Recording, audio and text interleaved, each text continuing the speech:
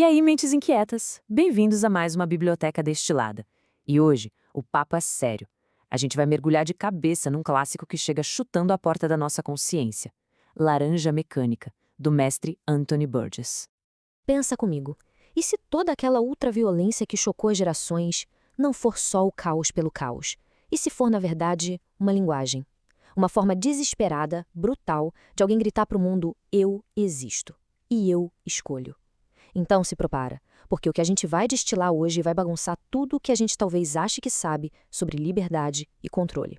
Beleza, vamos lá. Esse aqui é o nosso roteiro, nosso mapa para entrar na mente do Alex e nesse mundo maluco do Burgess. A gente vai do caos das ruas até a prisão da mente e no final vamos conectar tudo isso com o nosso mundo hoje. Vai ser uma viagem rápida, mas vai ser funda. Bora! Pra gente sacar a essência dessa obra, a gente precisa primeiro sentir o cheiro daquele leite bar Korova, sabe? Caminhar pelas ruas escuras junto com a gangue talvez mais famosa e terrível da literatura. Então, sejam bem-vindos ao parquinho de diversões bem sádico do Alex. Então, esse cara aí é o nosso narrador. Um moleque que, entre uma sinfonia e outra, tá planejando a próxima noite de puro caos. O Burgess é genial porque ele não dá voltas. Ele joga a gente direto na cabeça do Alex, um lugar onde a nona sinfonia de Beethoven é a trilha sonora perfeita para espancar alguém na rua. Mas, presta atenção nisso.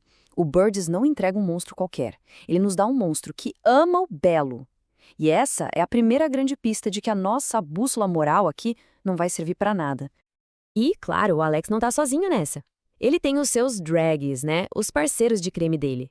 Tem o Pete, o George e o Tapado. O George é aquele mais ambicioso que já tá de olho na liderança do Alex, sabe? E o Tapado, o Tapado é o Tapado. É a força bruta, o músculo do grupo que faz as piores coisas dando risada. E o ponto de encontro para começar a noite de caos? Sempre o leite bar Korova. O cardápio lá é, digamos, diferente. Pega o leite, que é um símbolo de pureza, e mistura com um monte de droga sintética. O preferido deles era o tal do leite com facas, uma bebida que deixava eles, nas palavras do livro, afiados e prontos para uma sujeira de 20 contra 1. Basicamente, era o combustível para a ultraviolência. E aqui, gente, tem um ponto que é a chave de tudo. Por que eles fazem isso? Não é por grana, não é por necessidade. O próprio Alex fala que os bolsos dele estavam cheios de dengue, que é a gíria para dinheiro. A violência, para eles, não é um meio para conseguir alguma coisa. A violência é a coisa. É o show, é uma arte bizarra, um grito de eu posso contra um mundo que eles simplesmente detestam. Ok, agora a gente entra numa das partes mais geniais e, mais desafiadoras do livro, a linguagem. Porque o Anthony Burgess não queria só contar uma história. Ele queria que a gente fosse obrigado a aprender uma língua nova só para conseguir acompanhar. E qual foi a resposta dele para isso? Simples: criar uma língua própria. O Nadsat é tipo um código secreto, uma muralha que separa os jovens dos adultos. É assim, ou você aprende a falar como eles, ou você tá fora e não entende nada. E ao forçar a gente a decifrar cada palavra, o Burgess faz uma coisa incrível. Ele nos torna cúmplices.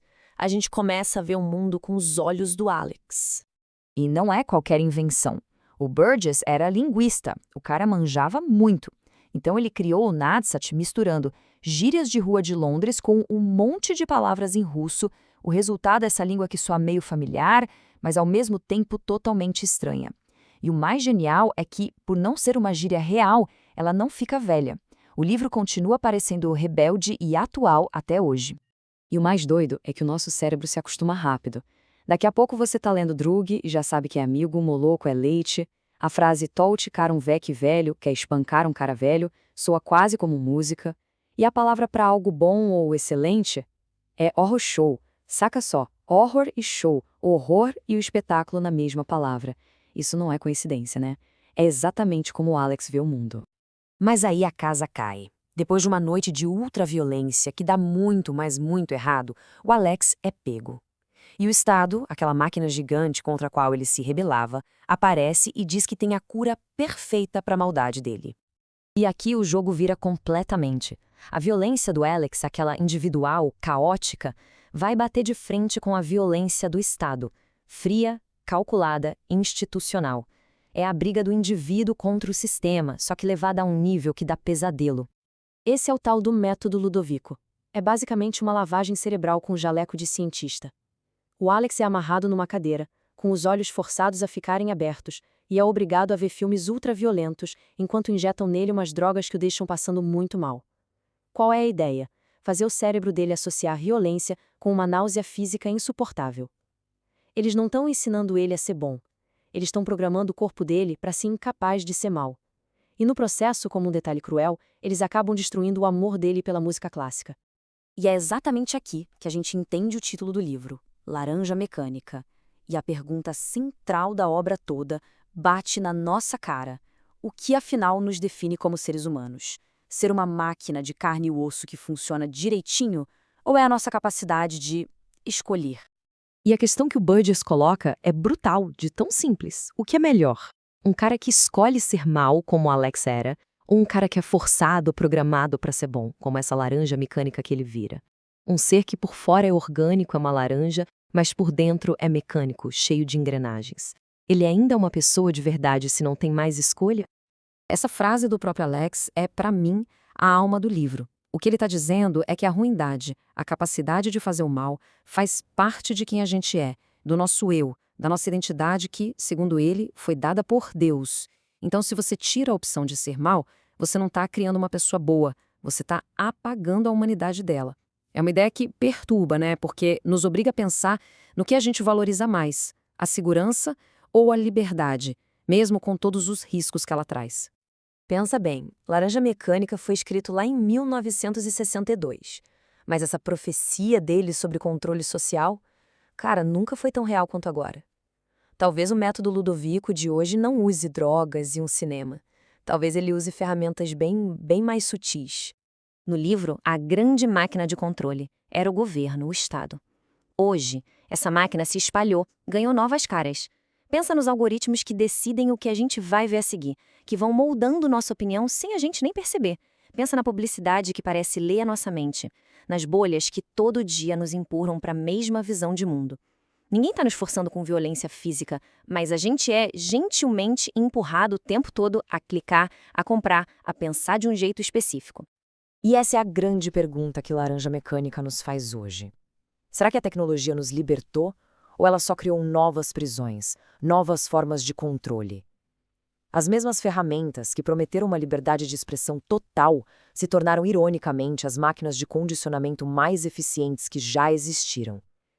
A questão que fica é, a gente ainda escolhe de verdade ou a gente já está sendo curado aos poucos da nossa própria imprevisibilidade? E para essa nossa conversa não ficar só na teoria, que está um desafio, um microexperimento para a gente trazer essa filosofia toda do Burgess para a nossa vida real, para o nosso dia a dia. A ideia é simples. Passo 1. Hoje, tente identificar um mecanismo de controle na sua vida. Pode ser aquela notificação que te puxa de volta para o app, uma recomendação que aparece do nada, uma manchete feita só para te deixar com raiva. Passo 2. Em algum momento do dia, faça uma escolha 100% consciente, livre de qualquer influência. E o passo 3, pare e pense. Qual é a sensação de agir de propósito e não só de reagir no piloto automático? E essa é a provocação final para a gente fechar. Qual sistema invisível está te controlando? Agora, dá uma olhada ao redor. Pensa no seu celular, no seu feed, nos seus hábitos. A ultraviolência do Alex era escandalosa, barulhenta. Os mecanismos que nos controlam hoje são silenciosos, quase invisíveis. A pergunta é, a gente consegue perceber? Quero muito saber o que vocês pensam sobre isso, deixem aí nos comentários. No fim das contas, Laranja Mecânica não dá resposta fácil nenhuma. Pelo contrário, nos deixa com a pergunta mais difícil de todas. O que a gente está disposto a sacrificar pela liberdade? Se essa destilação te fez pensar, te provocou, já sabe, né? Se inscreve aqui no canal pra gente continuar essas conversas. A gente se vê na próxima.